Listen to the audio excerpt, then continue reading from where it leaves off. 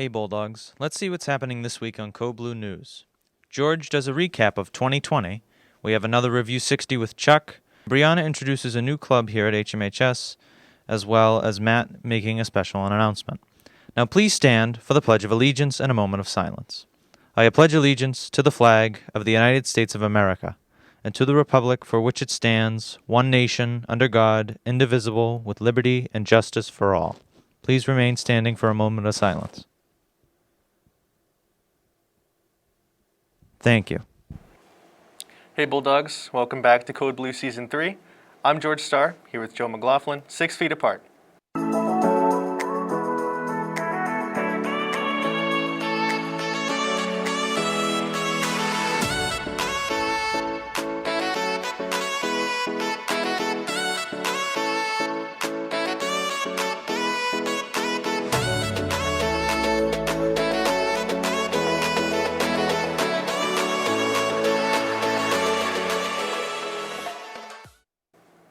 Happy 2021, everyone.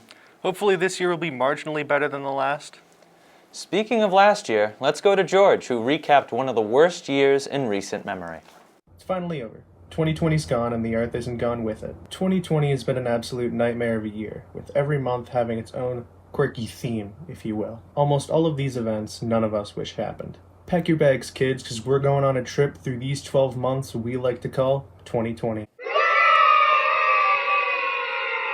2020 hit the ground running, because a lot happened in the first month.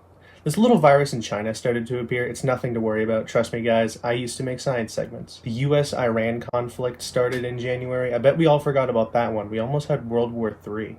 And finishing January off, sadly, Kobe and his daughter Gianna passed away. February was more America being America side of horrible. There were multiple mass shootings throughout the month across the nation. The delay in the Iowa caucus causing political campaign issues. Our president got shoved into a fruit twice. These two reasons were abusing of power and obstruction of justice. Regardless if you love or hate Trump, he's definitely not made 2020 better. Those stimulus checks, though. I mean, people are getting more money from being unemployed than I am working. And then the first deaths of that virus I told you guys about happened. Still, nothing to worry about. Probably just one guy. So you guys know that virus that I was talking about in January and February? Well, it's a global pandemic now. Everything's closed. You can't do anything. The conflict in the Middle East has risen even more with bombings in Turkey. But hey, look on the bright side in March. It was my birthday. And Andrew's. In April, there was sadly even more conflict in the Middle East. Saudi Arabian coalition fighting rebels in Yemen actually declared a 2-week ceasefire to stop the spread of the coronavirus. Those guys are literally fighting a war, and they stop being around each other to stop the spread of a virus. And we can't even, wear masks. Come on, guys. Let's get our stuff. We're better than this. These countries, by the way, have been in a 5-year conflict, so it's a pretty big deal for them. North Korea's favorite dictator, Kim Jong-un, went missing for a while. In May, the little virus that could continued the spread. Kim Jong-un finally said, "I'm done playing hide and seek," and showed up.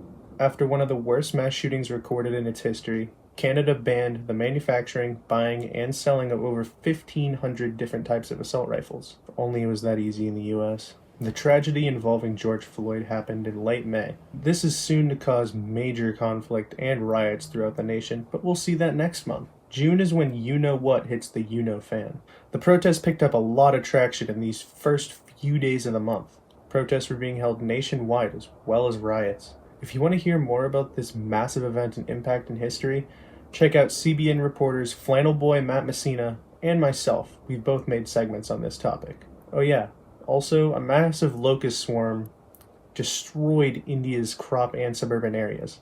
Is it just me, or is everything happening this month like a biblical thing? We'll find out as more events unfold. July followed the same trend of nationwide protest, and sadly, shootings spiked as well. Most of these were due to protests and riots getting out of hand. Gun violence spiked in Chicago with over 63 people getting hurt in a single weekend. Sad to see that these types of problems or issues our nation faces every day. A lot of companies and organizations removed offensive and racial terms in order to appeal to movements going on right now. President Trump denounced cancel culture, but look at the T page. That's cancel culture in action. I mean, seriously, they couldn't even respect someone's opinion on there.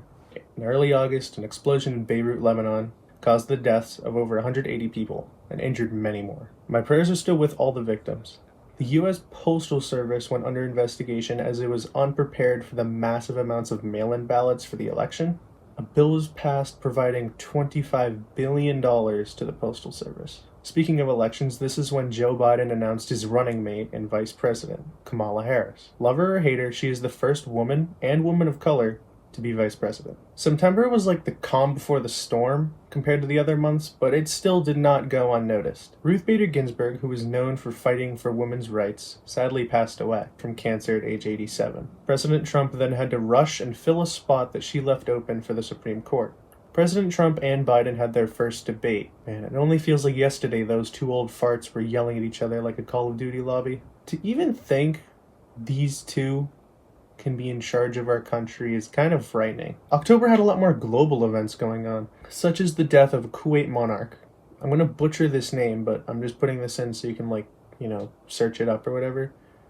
Sheikh Sabah al-Sabah. He was 91 years old and ruled the country for 14 years. He was highly respected for his peace movements. Even more protests against police brutality emerged across the country as well. Also, October marked where I really stopped caring about school. Sorry, guys. In November, a riot was declared in Portland after several businesses were broken into. There was a shooting in North Carolina, and Joe Biden was projected to win the elections. And Trump tried to ban mail-in ballots like a big baby. To be fair, I'd be pretty skeptical of mail-in ballots myself, but not as bad as Mr. Orange Man.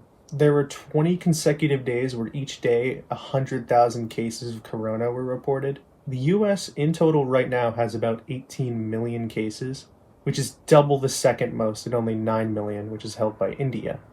Look, I know America tries to be number one at everything, but please, this one time, just be second or last. Okay, finally in the home stretch here with December. A federal judge ordered the Trump administration to reinstate DACA. This act prevents undocumented children from being deported. The Supreme Court rejected Texas's bid to reject thousands of mail-in ballots. As stated previously, this definitely locked in Biden's victory. For news for next year, because December was honestly kind of calm. Conor McGregor, former UFC champion, is going to fight Logan Paul. I'm unbelievably hyped to see that little boy get knocked out by an Irishman. Oh, and there's also a new strain of COVID-19 in the UK, so good luck, guys. Okay, we made it through every month. This has been the most hectic and crazy year in our generation, if not in history. The best we can do is look back at this year and reminisce about the good times, if there were any. I mean, wasn't the rapture supposed to happen this year? I know I'm staying down here. There's no way God's letting me through the pearly gates. I hope everyone had some great memories this year, because I sure didn't. Happy 2021, everyone. Back to you in the studio. Thank you, Me. On January 5th, after neither race had a candidate crack 50% back in November, Georgia held two Senate runoff elections to decide which party would control the Senate. After hours of counting votes in two close races, Democrats Jon Ossoff and Raphael Warnock have been elected to Senate. Warnock is only the 11th black senator in U.S. history. Ossoff is also the youngest senator at only 33 years old. Their victories will give Democrats control, since Senate is now 50-50, with any future ties being broken by Vice President Kamala Harris. Anyways, let's go to Chuck Larossi with another Review 60. Hey everyone, I'm Chuck and welcome back to Review 60, the segment where I review albums in 60 seconds or more. This is Food, a record by MF Doom. Daniel Dumoulin, best known by his stage name MF Doom or simply Doom in all caps of course, was a British-American rapper and record producer, noted for his intricate wordplay and signature metal mask. Food was actually the record that introduced me to MF Doom, and it also introduced me to experimental hip-hop and rap. MF Doom adds a lot of intricate wordplay. By that I mean he has very, very good bars. There's a lot of good tracks on here, like Beef Rap, I can't really say this word, but Blank Cakes, One Beer, and Deep Fried Friends. There's a lot of great beats on here, because of course MF Doom is most known for his amazing production, but his rapping skills, in my opinion, go over that. MF Doom uses an Akai MPC, it's one of the things he used a lot, just like Madlib, and he worked on an album with Madlib that we'll probably review later this year. On the song Blank Cakes, MF Doom used a sample of beatboxing as the lead drum pattern throughout the entire song, and it sounded like this.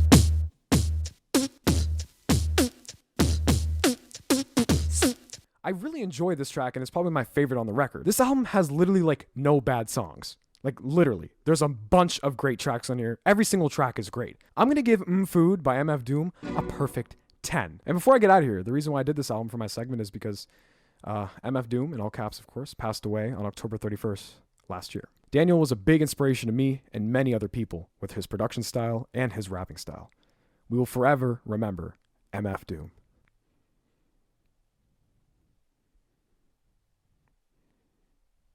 No, I'm not Anthony Fantano. I'm Chuck LaRossi, and you just watched Review 60. Thanks, Chuck. On January 6, Congress certified the victory of President-elect Joe Biden and Vice President Kamala Harris on the Capitol building. However, before the vote became official, a massive pro-Trump protest turned violent outside and inside the Capitol. The Capitol building, which is where Congress convenes to conduct business, was put under lockdown as the mob of people began breaking into the typically secure building. Senators and representatives were evacuated from their offices by police. They were urged to march to the Capitol by Donald Trump, in quote, to show strength and demand that Congress do the right thing, end quote. President Trump did so after Vice President Mike Pence refused to take any action against certification of the votes, even though Pence had no power to do so anyway.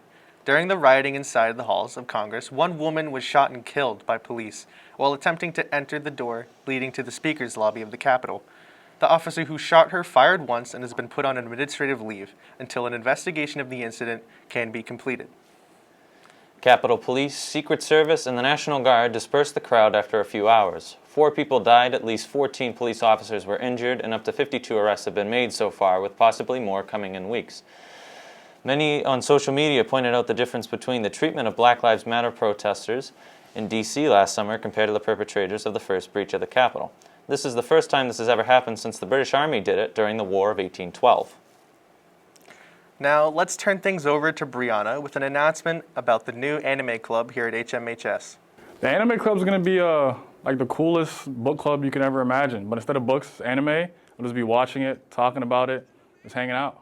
We'll be talking about everything anime and how it's influenced the culture, just about how everybody should watch it because it's fire, and just talk about how it's been coming into our society as a whole, a lot more now because of social media.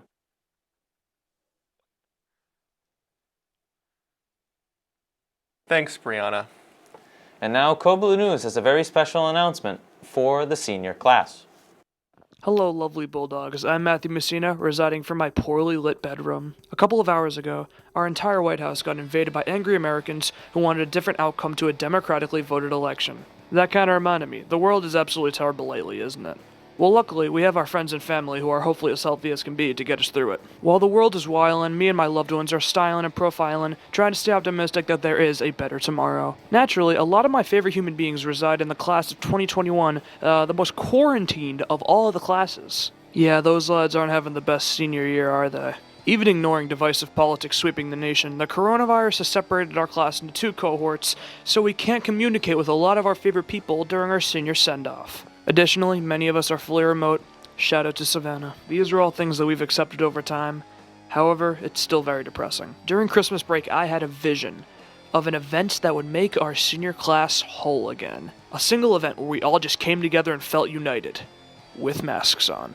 Ever since the dawn of Code Blue Feud, our version of Family Feud that just never seems to have fast money, many students have asked, when is it our turn to hop in on the fun? When would non-Code Bluers be able to join the game show? Well, my answer has always been, maybe next time. I've always felt paranoid that we would be jumping the gun letting students hop in on Code Blue Feud so early. The first Code Blue Feud with randoms, that would be an event and the school would be ecstatic. But the time was never right. The time to add random students just never felt appropriate. After all, you only get one chance at a first impression. Well, the time is right, ladies and gentlemen. I've spoken with Miss Grant and Miss Stevenson, and I am proud to announce that next month we are hosting a senior Code Blue feud with some select members of the senior class. My people deserve better, and with God as my witness, I'm gonna give you better. I'm sure you all have many questions, and that's why you should wait for your turn to talk, because I'm literally just about to answer your questions. Number 1, how will this all work with COVID protocols? Obviously, with COVID running wild, Plans are probably going to change throughout the month, but this is what we're going with right now. The current plan is that we have 4-person teams battling in the auditorium, similar to what we did Thanksgiving for Code Blue Feud 3. While 8 seniors are doing Code Blue Feud, there will be other seniors within the crowd cheering them on. 6 feet apart, of course. We are going to pick 16 overall, 8 from each cohort. You can see where this is going, don't you? Oh yeah. We're going to have a tournament. We will have 4 separate team captains and 2 drafts to pick these teams. There will be 1 winning team from each cohort, and those 2 teams are going to fight on a random Wednesday for supremacy. It really doesn't matter who wins, it's just for fun. We deserve this. Second question, how do we pick who's on? Well, in the next few weeks, every episode of Code Blue I'm going to be picking 4 names, 2 from each cohort. The people on this list have to be eligible for senior privileges, so if you're not, email Miss Grant because you do not want to miss out on this. I should reiterate that this is a senior privilege. We're going to be doing this during class. Once again, if you don't get picked, not ideal, but you can join the crowd. It'll be great. I just want to end this by saying I love the senior class, and I want to give us one thing that we can say that only we did. Besides quarantine, but I guess like 13 classes did that. This is Matt Messina, and you're definitely going to want to tune in next week, because I'm picking all 4 team captains. Thanks, Matt. That wraps up this week's show. I'm Joseph McLaughlin. And I'm George Starr. See you next Friday.